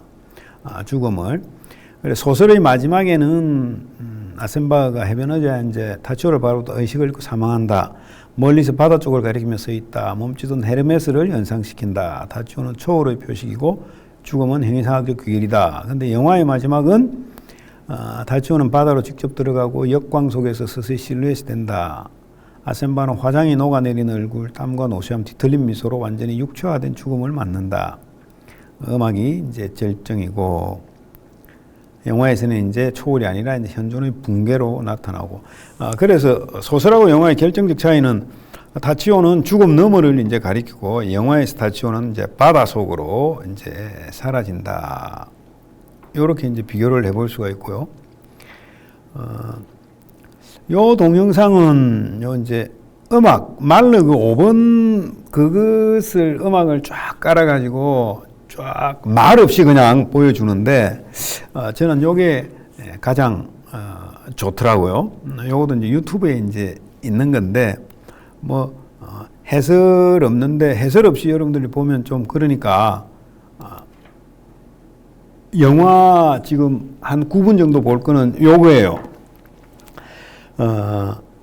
요 이제 영화 독일을 떠나 베니스 리도스물 휴가를 떠난 여정을 그리는데 호화 호텔에서 타치오 만나고 지금 한 9분 정도 보여주는 곡이에요. 그 내 자녀 중 마진 타치오가 감각을 자극하고 상승을 불러일으킨다. 셈바가 자신을 자꾸 추구했지만 이루지 못했던 절제의 상징인 타치오는 집착 대상이 된다. 그리고 이제 콜레라 전염병이 창궐하고 전염을 막기 위해 소독된 도시의 습한 골목길은 불길한 냄새로 가득 차게 된다. 시럽고 바람과 이 냄새는 기운을 쇠약하게 만들고 이 기괴한 분위기에서 아셈바의 정신과 육체는 쇠약해지기 시작한다. 비스콘티는 카메라 움직임의 유려함과 시퀀스 편집에 기반한 환상적 리얼리즘의 긴장감 속에서 20세기 초 죽어가는 베네치아에 뿌리를 둔 국제적인 사회를 배경으로 아셈바의 비극을 그려낸다. 그리고 동시에 한 문화 전체의 위기를 함축적으로 보여준다. 이런 것들은 상당히 좀 이제 내용이 있는 뭐 그런 거예요. 왜냐하면은 베네치아에서의 죽음이 1912년에 나왔으니까 벌써 1차 세계대전 전의 전운이 사실은 좀 이제 전 세계적으로 감돌았다라는 거죠. 그래서 요거를 한 번 더 부관사님요 한 번 더 불을 좀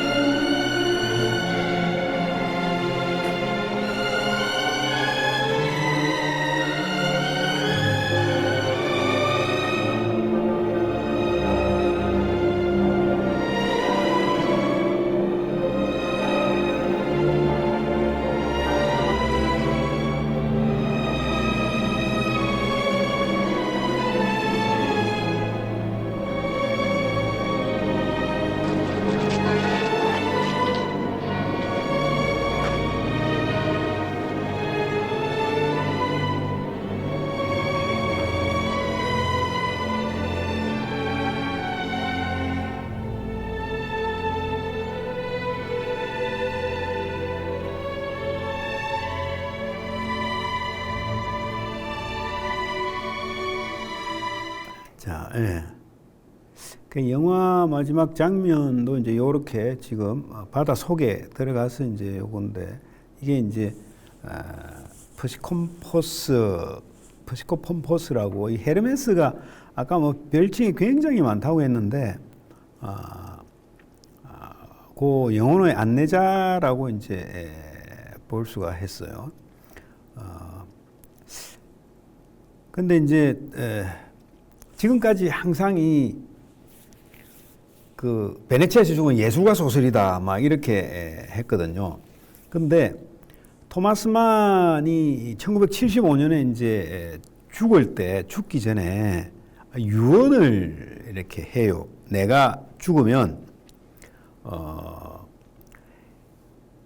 내 남아 있는 뭐 일기라든지 뭐 편지라든지 뭐 이런 것들을 25년 뒤에 좀 공개를 하라.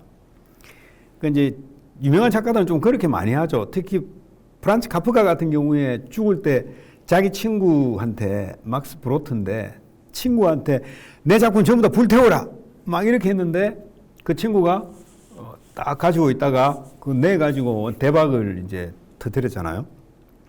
근데 이제 토마스 만도 25년 뒤에 이제 공개를 하라고 해서 정말로 그걸 그대로 지켰어. 1980년에 스위스 그 쥐리히에 토마스 만 이제 문서 보관소가 있는데 그거 이제 열어봤더니 너무너무 그 일기하고 그 편지 이런 데서 좀 이런 동성애적인 그런 표현들이 굉장히 많은 거예요. 그래가지고 그 전까지는 토마스 만 작품에서 이 동성애적인 이런 논문이 거의 없다가 80년대 이후부터 이제 이런 논문들이 좀 이제 나오긴 하죠. 나오긴 하는데 뭐 개인적으로는 뭐 그냥 저 같으면은 그런 논문이 있다 뭐 그냥 정도고요. 그래서 그런데 이제 요 루키노 비스콘티는 이제 딱 이렇게 어떻게 보면은 그 일기나 그 서간 그게 공개되기 전에 이 영화를 만들었으니까 이 영화 감독들이 정말 마지막에 대단한 것 주택가가 같아요. 그러니까 공개됐다. 벌써 이제 이것은 이제 동성애 쪽으로 파악을 해가지고 이렇게 이제 다루었죠. 이 영화 보면 이제 대부분 그런 식으로 이제 생각을 하니까요. 예, 그래서 요 이제 헤르메스 같은 경우에 참고로 올림포스 12시준 별칭이 가장 많은 뭐 전령의 신 뭐 이러고 이런 거 다 헤르메스의 별칭이에요. 막 이런 이제 이런 이름들이 이제 있고 이제 로마 신화에서는 이제 메르쿠리우스라고 그러죠. 메르쿠리우스 수성인가요? 그런데 근데 이제 이게 항상 우리가 신화라고 하면 그리스 로마 신화라고 하잖아요. 근데 저는 개인적으로 굉장히 로마자 붙이는 글을 좀 싫어하는 사람 중에 한 사람인데 원래 신화는 이제 그리스 신화인데 이 로마가 우리가 알고 있기에 그리스 로마 신화라고 이렇게 붙인 이유가 로마가 이제 그 팍스 로마나 해가지고 로마의 대제국이었잖아요. 그 로마의 대제국 때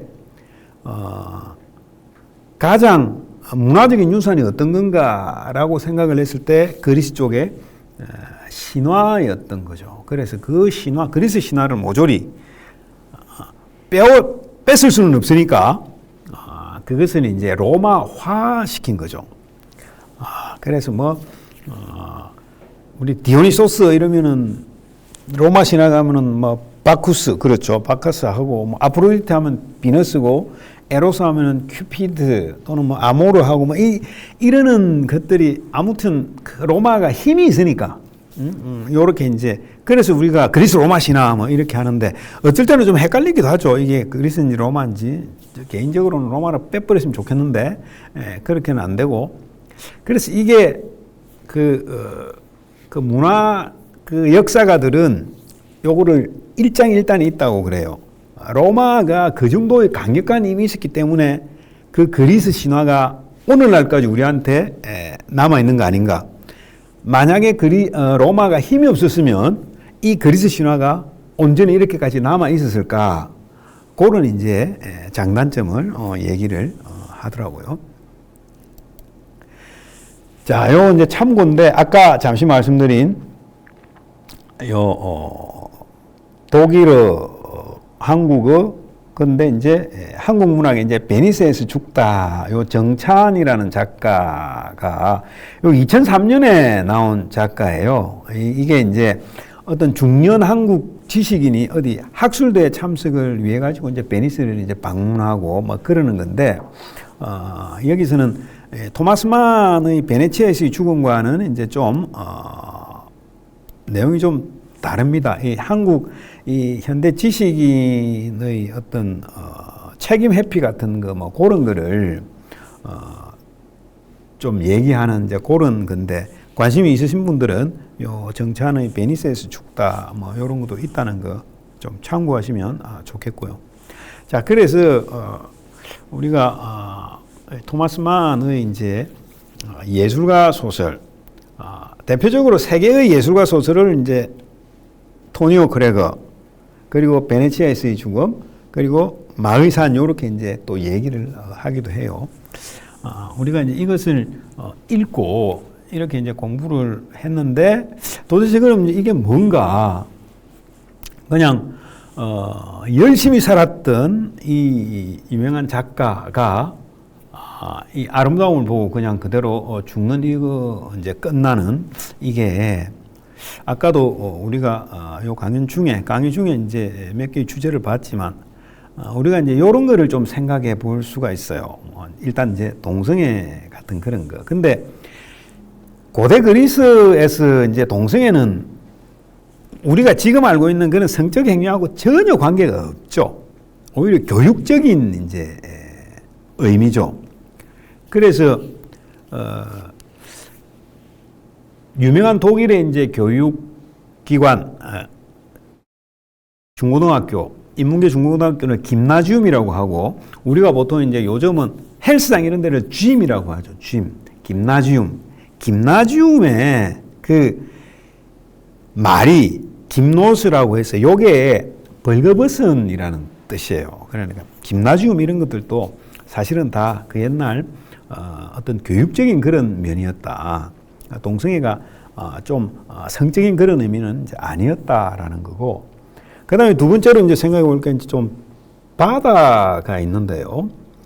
왜냐하면 베네치아가 이제 바다니까. 근데 토마스만은 자기 자서전에 자기 모든 작품에서의 두 가지가 있는데 그 동기가 그러니까 바다하고 음악이래요. 토마스만은 바다와 음악이 없으면 나는 작품을 쓰지 못했을 것이다 라고 이제 자신의 얘기를 하고 있는데 이 바다 요것도 논문 쓰기에는 굉장히 좋죠. 왜냐하면 토니오 크레거를 생각을 해보세요. 토니오 크레거는 북쪽 바다죠. 북쪽으로 발트해 그쪽으로 가잖아요. 토니오 크레거가 이때는 좀 시민적이고 좀 현실적인 영역이죠. 도덕성이나 근면성 이런 거 강조가 되는데 우리 여기서 보는 베네치아에서의 죽음은 뭐예요? 남쪽 바다 이제 지중해인데 꿈속으로의 여행이죠. 그리고 예술적이고 좀 방종한 도시고 꿈과 비밀을 지닌 그런 도시이자 잊을 수 없는 그런 마음의 고향 같은 이제 그런 도시죠. 근데 너무나 아이러니한 거는 토니오 크레거는 북해로 가고 베네치아의 죽음 아센바는 남쪽으로 가는데 근데 정작 이 두 주인공들이 살고 있는 곳은 뮌헨이에요. 뮌헨. 그죠? 딱 중간 지점 거기라는 거예요. 그래서 이제 바다라는 거 한번 생각해 볼 수가 있고 그 다음에 뭐 사랑, 죽음인데 신화 뭐 여태까지 우리가 봤던 게 신화고 요게 이제 프로이트와 연관시켜서 아까 프로이트 할 때 그 삶의 충동하고 그러니까 에로스하고 이제 타나토스 뭐 그 얘기예요. 그 얘기고 요거는 물론 이제 프로이트는 이제 현대에서 이제 이런 얘기를 했는데 그 옛날 고대 그리스 그게 여러분들 아리스토파네스라고 그 유명한 그 리시스트라테 혹시 아실지 모르겠어요. 요게 이제 섹스 파업의 주제인데 이 남자들이 전부 다 전쟁만 하니까 여자들이 안 되겠다 해서 우리 인간에게 있는 그 성적 본능을 이제 무기로 해가지고 섹스 파업을 하는 이제 그런 재밌는 그런 이제 희극이 하나 있죠. 그런데 이 죽음 여기서 베네치아에서의 죽음인데 죽음의 주인공이 지금 아센바흐잖아요. 아센바흐 주인공인데 아센바흐는 독일어로 아센이 타고 남은 재예요. 재. 나무 타고 남은 재 남는 재고 바흐가 좀 하천이에요. 시내. 그러니까 벌써 여기서 죽음이 주인공 이름에서도 나오죠. 우리가 토니오 크레거에서는 여기서 삶과 예술의 어떤 두 가지가 이제 드러나듯이 아센바흐 주인공에서도 이렇게 보여요. 그래서 아센바흐가 이제 이름 자체가 이제 죽음을 의미하는데 죽는 게 그냥 단순한 육체적 그 죽음이 아니죠. 토마스 만이 이제 설정한 어떤 미학적, 윤리적 파국의 이제 완결을 이제 의미하는 거고, 그래서 이 아름다움이 윤리를 대체할 수 있다고 믿은 이제 예술가, 아센바흐가 그랬잖아요. 열심히 막 해가지고 50살 때 막 귀족이라는 제목까지 이런 이제 예술가가 치르는 최종적인 대가라고 이제 볼 수가 있겠죠. 그리고 이거는 이제 거의 처음으로 얘기가 되는 건데, 이제 노벨레라는 거하고, 그리고 생각해 볼 게 이제 극적 요소, 요거는 노벨레라는 게 독일에 있어요. 노벨레는 말 그대로 이제 소설이에요. 영어에 이제 노벨 하는 거하고 똑같은데, 요게 중국의 그 장자에 처음 나오는 말이에요. 소설이라는 말이에요. 소설. 그러니까 유럽 쪽으로 이야기하면 이제 노벨레인데 이제 우리 아시아권에 오면은 장자에 처음 나오는 말인데 이게 이제 꾸며낸 재담이라는 뜻인데 우리나라에서는 고려 말에 이규보 그 백운 소설에 여기 소설이라고 나오죠. 소설. 이때는 이 소설이 잠록의 뜻이었어요. 잠록. 그러니까 온갖 뭐 이런 여러 가지의 뭐 그런 이야기를 이제 모아놓은 거. 그래서 이제 12세기에 프랑스에서 이제 학자들의 라틴어가 아닌 누구나 이해하는 그 로만으로 쓰여진 글을 이제 노벨이라고 했다. 노벨이라고 했는데 그 사이 한 600년 정도 이 소설이라는 말, 노벨이라는 말은 아예 입도 뻥끗 못했어요. 전 세계적으로. 왜냐하면 옛날부터 문학에 있어서 최고는 시였죠, 시. 특히 이제 서사시, 영웅서사시 막 여러분들 많이 들어봤잖아요. 그래서 대부분의 작품들은 다 운문의 형태를 띠고 있었어요. 그런데 18세기에 이제 들어오면 드디어 이제 소설이 이제 좀 정체를 이제 좀 이제 드러내죠, 소설이. 그래서 신문 잡지가 이제 나오고, 그래서 이제 소설도 뭐 괜찮은 그런 예술의 한 파트다 해서 인정을 받고, 그리고 오락이나 교훈을 제공해서 예술 형식으로 이제 이해가 됐다. 그래서 요게 이제 독일하고 프랑스하고 영국에서 부르는 요런 용어들, 로마는 이제 다 장편 소설이에요. 근데 영어에서는 이제 노벨 하면은 이제 이게 이제 장편 소설이고 영어에서 어떻게 보면은 우리로 보면은 중편 소설이라고 할 거예요. 중편 소설. 누벨레, 뭐 노벨라 뭐 이런 건데 그런데 아까도 처음에 이야기했지만 이 베네치아에서의 죽음만 노벨레라고 되어 있다고 했잖아요. 노벨레. 다른 독일 작품에서 이런 거 잘 없어요. 노벨레라고 했는 게. 노벨레라고 딱 특징 지은 거는 뭔가 하면은 이 노벨레에 대해서 독일의 문학가들이 이렇게 정해놓은 게 있어요. 특히 이제 괴테 같으면은 노벨레는 어떤 거냐면은 어떤 사건이 일어났는데 전례가 없어야 돼요. 이런 거를 노벨레라고 한다. 그러니까 옛날에 어떤 일이 있었는데 그것을 사건으로 소재로 썼다 이러면 노벨레가 아니라는 거예요. 그리고 폴 하이제 같은 사람은 매 이론이라고 있어요. 매 이론. 말 그대로 새그 매 이론이 간단하게 얘기하면 이런 거요. 어떤 집에 이렇게 허드렛 일을 하는, 그러니까 그 집사 같은 사람이 있는데 이 사람이 이제 매를 이렇게 이제 사육을 이제 하는데 근데 이 집 그 여주인이 워낙 고맙고 뭐 하여튼 이렇게 해서 여주인한테 은혜를 입어서 여주인을 대접을 하는데 근데 이제 여주인이 이 친구가 기르는 매를 이제 굉장히 좋아했는데 근데 이 집사가 여주인한테 뭔가 대접을 해야 되는데 해줄 게 없어가지고 음식을 이제 장만하는데 그 주인이 좋아하는 매를 이제 요리로 해줘.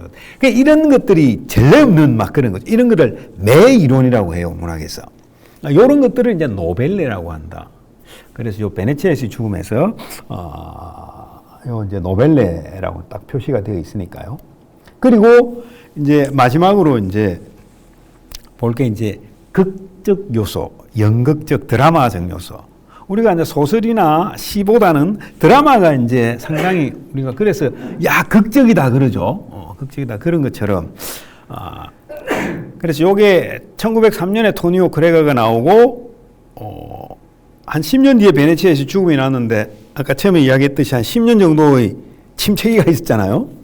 이것의 어떤 만회할 수 있는 어떤 제기를 이제 생각한 토마스 만의 작품이 아닐까. 이것은 앞으로 제가 더 자료를 더 찾아보고 이제 요건 이제 논문으로 한번 내려고도 생각을 하고 있는데 이거는 아까 잠시 이제 나왔던 거죠. 그런데 이것을 더 명확하게 해주는 게 있어요. 왜냐하면은 그 사이에 요 10년의 침체기 동안에 대공전화가 하나가 나왔다고 했는데 사실은 그 앞에 피오렌차라는 토마스 만의 최초이자 최후의 드라마가 있어요. 피오렌차. 근데 이게 완전히 대실패를 하는 거예요. 아까 대공전화도 토마스 만은 굉장히 높이 평가를 했는데 대실패를 한다 그랬죠. 그래서 이런 이제 그것을 봐서 이제 만회를 이제 꿈꾼 거 아닌가. 요 피오렌차 같은 경우는 결혼 전에 이제 원고는 탈구하고 결혼 후에 이제 잡지에 게재하고 무대에 이제 올려요. 근데 뭐 그것도 무대에 뭐 한 서너 번 정도 올리는데 프랑크푸르트에도 올리고 뮌헨 뭐 베를린 이런 데 다 하는데 대실패를 거두죠. 희곡. 그래서 이제 요 베네치아에서의 죽음이 또 요게 희곡 요소처럼 한 5장으로 또 되어 있으니까 요게 개인적인 토마스 만의 어떤 사감이 좀 들어있지 않은가. 왜냐하면 우리가 카프카의 변신 같은 경우에도 여러분들 주의 깊게 보시면은 1, 2, 3장으로 되어 있어요. 그래서 요것도 이제 연극의 어떤 요소, 극적 요소를 이제 좀 극대화하기 위한 거다. 요렇게 이제 보는데, 요거를 이제 우리가 생각해 볼 수가 있고, 그래서 이제 우리가 요 강의를 이제 마치면서, 아까 얘기한 1980년에 이제 공개되었는데, 이제 동성애 관련된 게 너무 많아서, 뭐 이것도 동성애 아닌가 하는데, 꼭 그렇게만 중심 테마로 보면 안 된다 이거고, 정말 이 작품은 소재도 줄거리도 단순하죠. 그래서 한 번 더 이제 아까 봤던 작품 해설을 이제 요렇게 볼 수가 있죠. 어느 작가의 대가인 어느 작가의 실존 파괴의 얘기고, 예술가의 품위를 상실해 버린 것의 어떤 보복이고, 그래서 토마스 만이 이야기한 혼란과 품위 상실로서의 열정이죠. 열정. 그렇지만 또 다른 이제 시각으로 요렇게도 이제 마지막으로 볼 수가 있어요. 요거 읽으면서 이제 마치도록 하겠습니다. 주인공 아센바흐는 아름다움에 빠지지만 그것을 바라보고 도취하고 감탄할 뿐 인식의 대상으로 삼거나 감각적 쾌락을 추구하려 하지 않았다. 그렇게 함으로써 아름다운 피조물에 대한 거리를 유지한 채 도덕적 결백성을 지켜내고 있는 것이다. 두 번째로 베네치아에서의 죽음에서 토마스 만은 자기 자신을 포함한 예술가라는 유형 일반에 대한 비판을 가하고 있으며 제1차 세계대전 직전의 독일 사회 분위기와 경직된 도덕 기준에 대해서도 아울러 비판하고 있다고도 볼 수가 있다. 예, 이상으로 강의를 마치도록 하겠습니다. 예, 고맙습니다.